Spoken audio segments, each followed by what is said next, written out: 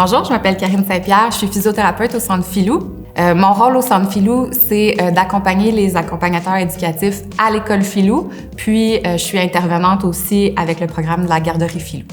Le PDSB, c'est quoi? Ce que ça veut dire, c'est principe de déplacement sécuritaire des bénéficiaires. Fait que c'est des principes de base qui ont été élaborés pour essayer de prévenir les blessures, puis essayer de faciliter les transferts autant chez les bénéficiaires que chez les employés ou la famille. Je dirais que le PDSB, c'est des principes qu'on doit appliquer en tout temps, que ce soit à l'alimentation, où est-ce qu'on se positionne par rapport aux jeunes pour pas se blesser, ou quand on fait de la stimulation, du main sur main, de l'art plastique, peu importe ce qu'on choisit de faire, en tout temps, il faut penser à notre positionnement. Même chose quand on fait des transferts ou même quand on donne les soins, que ce soit le bain, les changements de couche, il faut tout le temps qu'on ait ces principes-là en tête pour s'assurer qu'on est sécuritaire puis qu'on se blesse pas au travail. Donc, le premier concept clé dans le PDSB, ça va être vraiment d'exploiter au maximum les capacités du jeune.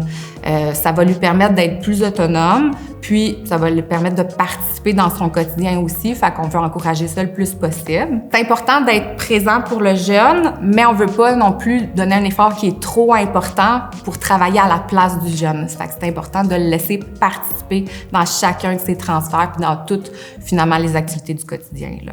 Fait que le deuxième concept clé, ça va être de bien communiquer, autant avec nos collègues qu'avec le jeune. Fait que c'est important de dire au jeune un petit peu qu'est-ce qu'on attend de lui, c'est quoi le comportement qu'on attend, est-ce qu'on veut qu'il soit plus détendu et relax pour nous laisser travailler. Je parle si on fait des étirements, par exemple, ou si on a un jeune qui a des problèmes de tonus, ou est-ce qu'on veut qu'il participe pour nous aider à faire le transfert. Fait que c'est important de bien lui communiquer ça. Même chose à nos collègues, si on travaille à deux, c'est important que les deux, on s'entende sur quelle technique on va utiliser, puis à quel moment aussi on va fournir notre effort. Est-ce qu'on fait un effort à 3? Est-ce qu'on y va à go? Fait que c'est important que tout le monde s'entende, même le jeune, là, pour que tout le monde, nos efforts soient dans la même direction, puis qu'on prévienne les blessures de cette façon-là.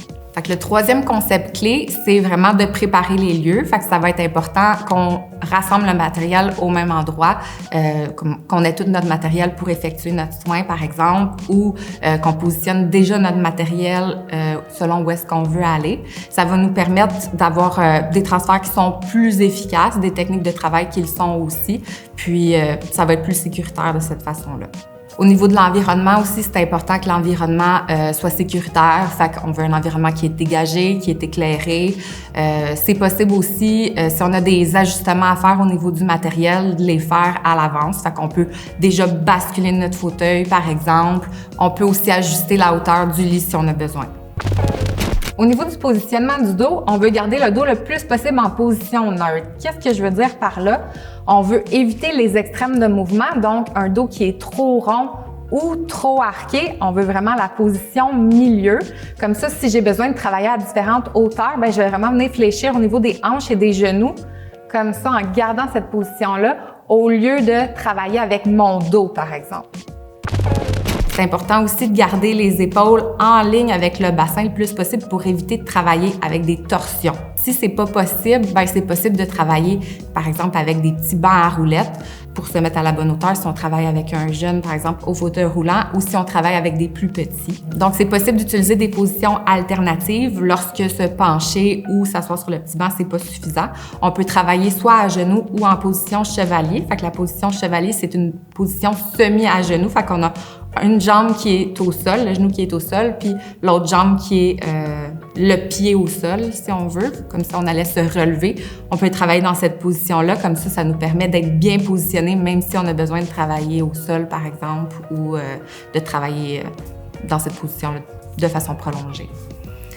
Sinon, au niveau des pieds, le plus possible, on va essayer de garder les pieds larges pour avoir une base qui est plus stable. Au niveau des bras, on va essayer de garder les bras le plus près possible du corps.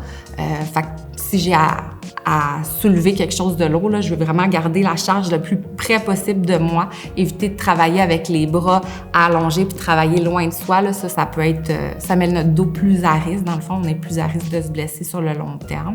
Puis c'est ça, on va essayer d'éviter là, en tout temps de soulever un jeune pour éviter de se blesser. Fait qu'essayez d'utiliser le plus possible les équipements que vous avez à votre disposition. Fait que le lève-personne, les toiles, le plus possible, on s'en sert là, lorsqu'on a besoin de soulever quelqu'un seul. Un autre principe de base, ça va être d'essayer de respecter le plus possible les mouvements naturels. Fait que qu'est-ce qu'on veut dire par là? C'est qu'on va essayer de décortiquer chacun des étapes, si on veut, au transfert pour essayer de faciliter le transfert au final. Fait que si j'ai besoin de me lever de ma chaise, bien, je vais encourager le jeune à avancer les fesses avant, puis ensuite à se pencher vers l'avant. Fait que je vais avoir besoin de fournir un effort qui est vraiment moindre si le jeune fait ces étapes-là avant de faire le transfert. Même chose, si je veux me tourner sur le côté, bien, je peux encourager le jeune à tourner sa tête, par exemple, dans la direction qu'on va aller, ou bien sinon, je peux écarter son bras un petit peu pour lui donner de l'espace pour tourner. Fait que c'est toutes les petites étapes, si on veut, qu'on fait sans s'en rendre compte dans notre quotidien, mais qui vont faire en sorte que ça va être plus facile pour le jeune d'effectuer le transfert, puis nous, ça va nous économiser beaucoup d'énergie au final. Le dernier principe qui est super important, c'est la sécurité. Donc, on veut assurer la sécurité du jeune en tout temps.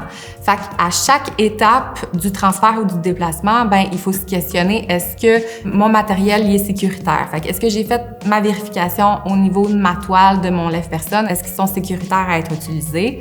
Si je m'en vais marcher, est-ce que mon jeune a besoin de ses orthèses? Est-ce que les souliers sont bien attachés? Est-ce que mon environnement est sécuritaire?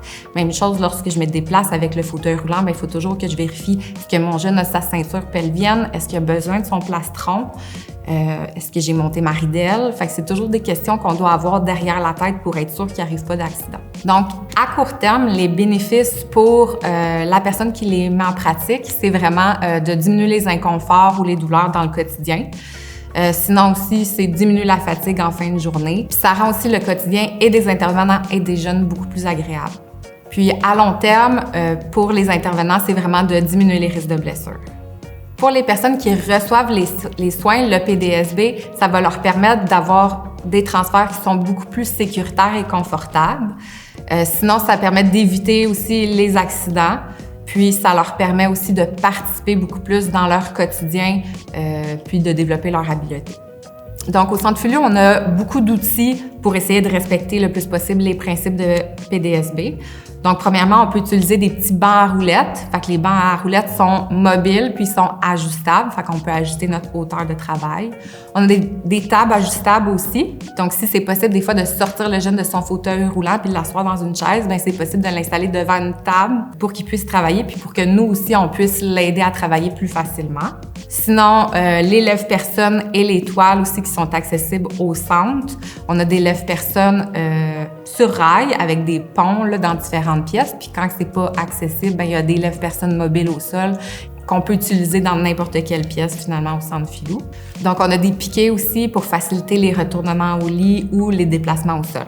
Donc, pour résumer, le PDSB, c'est super important, puis il faut l'appliquer vraiment dans notre quotidien. C'est vraiment des habitudes qu'on doit prendre pour tous les soins ou tous les transferts pour essayer de prévenir les blessures puis de rendre notre quotidien plus agréable.